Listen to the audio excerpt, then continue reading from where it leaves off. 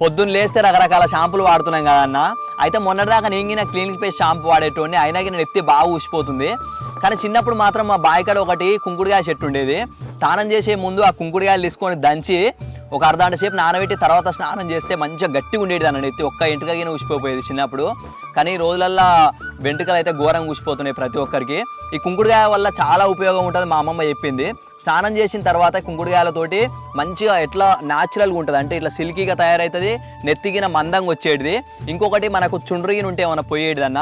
ఇంకొకటి మనం ఈ కుంకుడుకాయలు దంచిన తర్వాత దాంట్లో ఒక గింజ వెళ్తుంది. ఆ గింజ లోపల ఇంకొకటి పలుకు ఉంటుంది, వేరుశనగ పలుకు లెక్క. ఆ పలుకు దంచుకొని తింటే చాలా మంచిదంట ఆరోగ్యానికి. అయితే నాటు వైద్యంలో ఈ కుంకుడుకాయల పాత్ర చాలా ఉపయోగపడుతుందన్న.